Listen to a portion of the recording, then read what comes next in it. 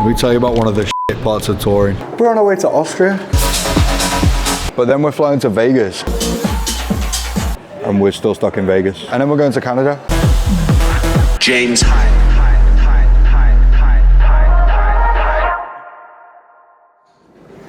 You know the maddest thing, right? So I thought the festival season was over. It's like the end of October and all, but we're on our way to Austria to play at a festival. Come on, let's do this. I've just got a sick email. So I don't know if you already know this, but we're doing Stereohype at the Great Hall in New York, Avant Gardner. I don't know what people actually call it, but the place next to Brooklyn Mirage. Big venue. So this is going to be the stage design for Stereohype. Hopefully there'll be a few more people than that, and they won't all be wearing the same outfit. They'll look like, what's the Star Wars thing? Stormtrooper. Yeah, they look like them. I kind of do as well. But yeah, I'm well excited because we've essentially built a new stage in front of the original stage so we can get even closer to the people and everyone gets to see exactly what's going on. December 22nd, Great Hall, New York.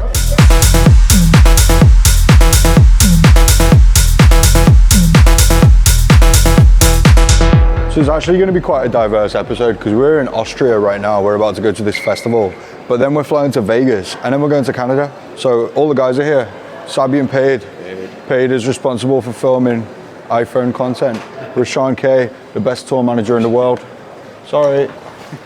And obviously Joe, who you might also hear referred to as Hayes. And Joe, what are you? Production manager. Production manager, LD, VJ, lighting, visuals. But we call him Hayes because he likes to use too much haze. So yeah, Austria, what's the festival called? Beat Patrol. This is the lineup for today. Medusa are on right before me, then Timmy Trumpet, and then it all gets a bit heavy, doesn't it? The Tweakers, that's like hardstyle or something. I don't actually know, sorry if I got that wrong. But yeah, it's gonna be fun. I love playing on festivals like this. 60-minute set time, boom, smash through the tunes. If I time it right, then we'll end with Ferrari. If I don't, then who knows where we'll go. But yeah, it's gonna be fun. Let's fucking do this.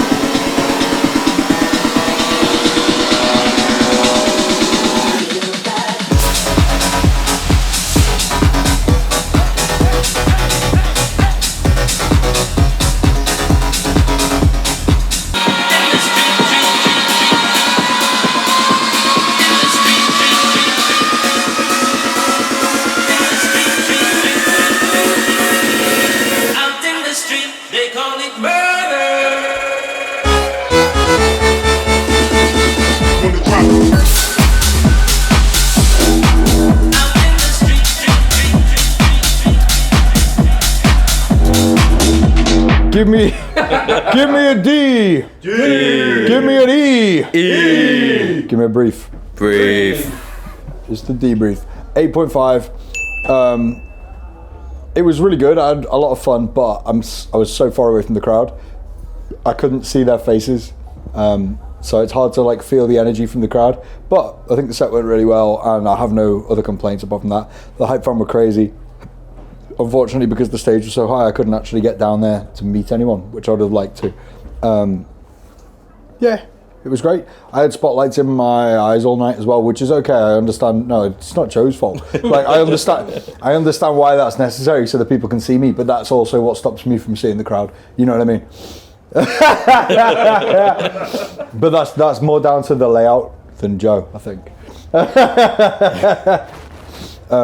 So yeah, 8.5 paid.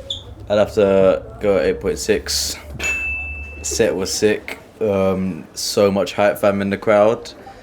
But I feel like the speakers were cutting out. Really? Yeah.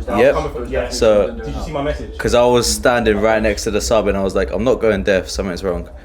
But another bad thing was right at the end when I was trying to come back on stage and like pack up my stuff before Timmy Trumpet came on, and 4 of the venue security guards just held me back, and I was like, I'm not fighting. 4 of them? Yeah, that was 4 of them. Mate. And after there was like, you're not allowed here. I was like, I have all the credentials. I need to get my bag off so there's nothing in Timmy's way. They're like, no. They pushed me all the way back about 4 meters, and after I'm just like, okay. Stage manager ran past, didn't bother helping, and a couple of people saw it but didn't bother saying anything. But Rash saved my day.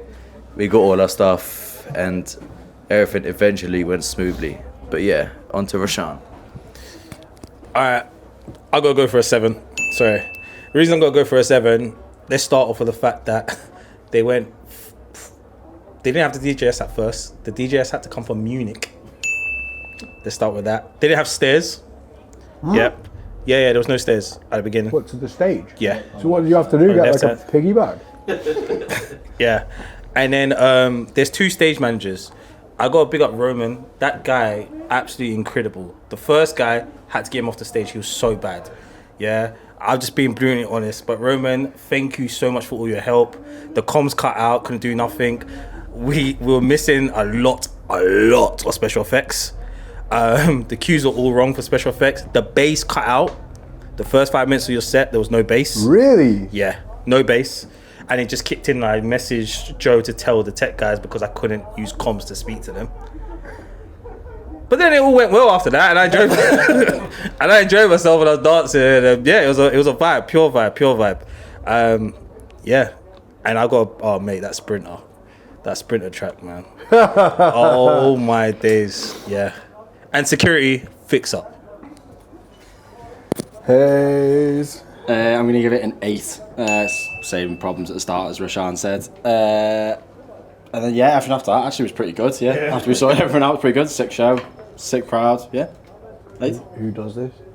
Give it a number. Number 7.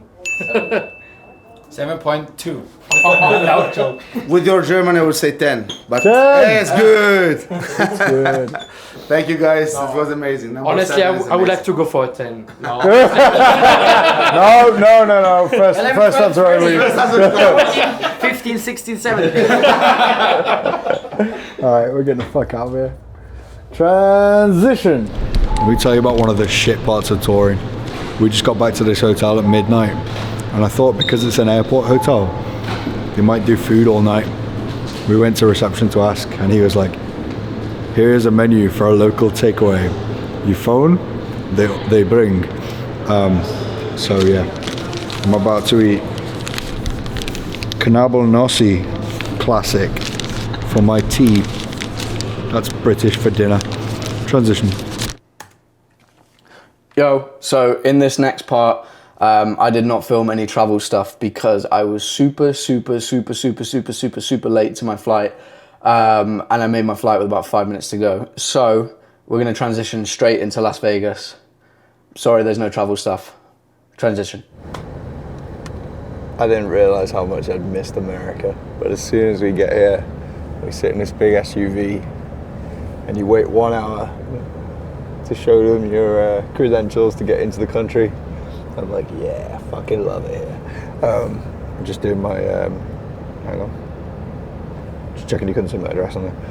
Just doing my grocery shopping so that when I get back to my apartment, I've got food ready to go because we haven't been in the US since the start of August. So hopefully I didn't leave any food in the apartment or it might be a bit mad. I'll update you on that later. But yeah, I slept for 8 hours on the flight, which was brilliant. And it's coming up to 3 in the afternoon, playing at 12:30 tonight. And it's gonna feel really good to be back in Marquee. Obviously I've played there so many times before, and it's always nice coming back to places where you feel really familiar.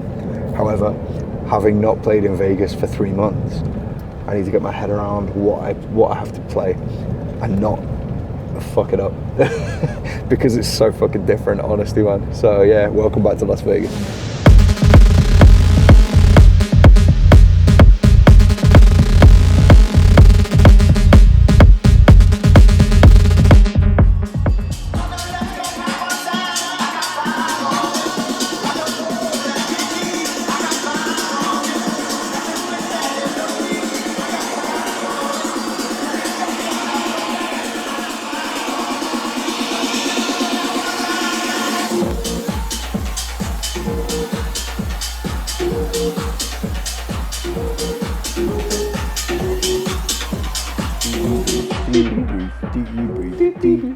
you know, one day someone's going to make a compilation of all the best debrief chants, and it will go off on YouTube. I'm really tired, so we'll keep this brief, no pun. 9. Probably could have been a 9.5 if I wasn't so tired, but that's what you get for flying into Vegas on the same day as the show. Rash! Hey, it was good. It would have been higher if the sound in the crowd was a bit louder. James's booth monitor was actually what was powering the noise, which was a bit mad. But we got there in the end. We got there. Walter, nice to meet you. Thank you. I thought you were calling him Walter then. I was going to say it's Wallace. Oh, that's his name, Walter. Right. The sound guy. Thanks, Walter. And Wallace, thank you as well. I had one more thing to say. Oh yeah, the hype van was sick. I saw custom banners and shit tonight. When we don't normally get that many banners in Vegas because everyone's always on their best behaviour because everyone's got their fucking suit on and they're all like dressed up to impress. So you don't. They're not allowed it in. Yeah, pretty much. Do you know what? I've got a theory though. I feel like people were using it as a Halloween costume excuse. Oh my god, That you're is right. a smart idea. So normally I think Marquee has like quite a strict dress code, so that's why you don't see many people wearing like stereotype and with the flags and stuff. But because it's Halloween week, maybe they're allowing people in with like different things. That's brilliant. Well done, Hype Fam undefeated once again. In the morning we're flying to Canada, Edmonton. I've been there before, but someone just told me that it's going to be cold. Yeah, it's freezing. Like freezing. Max, he said. Like London morning freezer. Oh, that's fine. That sounds nice. Possible. Yeah. T-shirt weather. All right, so yeah, in the morning we're going to Canada, but we get a full night's sleep, so it's not even too bad. But yeah, it's this Halloween festival. I haven't got any sort of costume. Don't look at me. I mean, the obvious thing to do would be to dress as each other. That'll be jokes. Yeah, more to follow. Transition. Jet lag is so weird. After the show last night, I was so tired. Got in bed and slept for about 1 hour. It was shit. Good morning and welcome to Las Vegas Airport. More good news. So we were supposed to take a 1:30 p.m. flight straight to Edmonton, Canada. Now, as soon as we got in the car on the way to the airport, we were notified that our flight was 3 hours late. And apparently when a flight gets 4 hours late, it gets cancelled. So we've been sat in the lounge looking at options, and we've managed to find another flight to get to Edmonton. However, it's indirect and we have to go through Denver. And so we booked the second ticket. So we've now got 2 flights. We've got one direct to Edmonton and another that gets to Edmonton through Denver. And as soon as we booked the ticket, our Denver to Edmonton flight also got delayed. So we now have 2 tickets to get to Edmonton and they're both delayed. So we're here at the gate to take our flight to Denver because we think that's our best option because it's less delayed than the other one. So yeah, it's a fun day to have not slept. I hope we make it because the festival looks crazy and we've tried everything we can. It's in the hands of the air travel gods. Bro, this is so stupid, man. The pilot's just done an announcement saying that the bad weather's come to Denver and the flight's delayed at least, I think he said 2.5 hours, but it might be 8 hours. So now all of our flights are delayed and we're still stuck in Vegas. Oh, and I've bought 9 seats on planes today. Rash just gave me a thumbs up, what for? No, it's agreement. Oh, it's a thumbs down. Yeah, all right. We're gonna try and go back to the lounge or something, come on. Still in the airport. I think our original flight might be taking off, but we just had a big fight with the lady about the size of our bags. She's obviously had a day as long as ours. And I don't know, my bag's fitted in the thing, but she said not allowed them. We just fucking see what happens. If we make it to Edmonton, everything will be fine. Transit.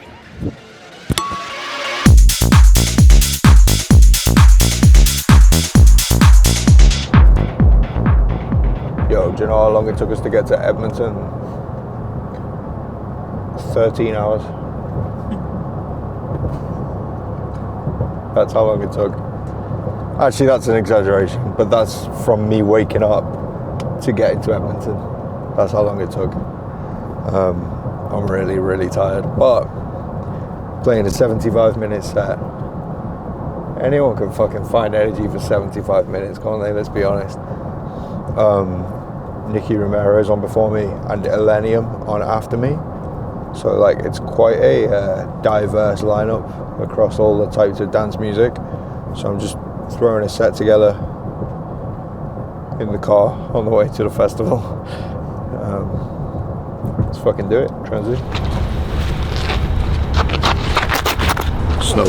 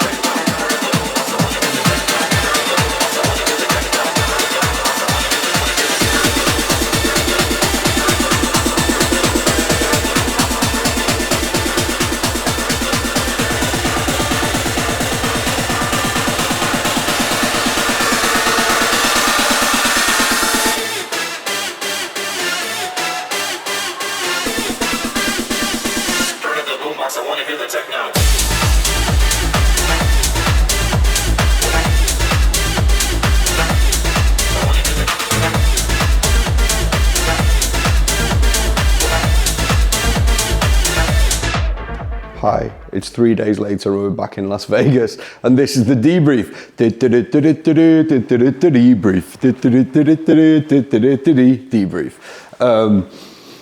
I'm by myself, so I couldn't think of anything different, so I just had to do the old Italian song. Anyway, the show in Edmonton, Canada, I give it an 8.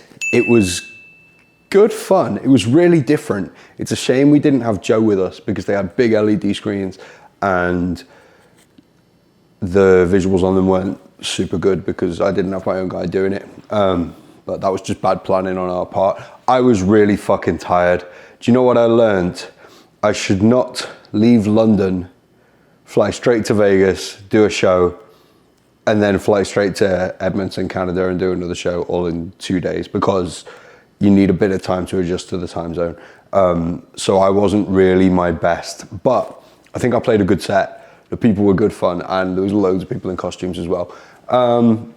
I might have enjoyed it more if I wasn't as tired. I think the guys probably thought the same. But yeah, that brings us to the end of a fire episode of Moving Differently. Do not forget www.stereohype.global for the shirts. Also, I just updated my website, jameshype.com. Go and have a look. Who does this? Drums.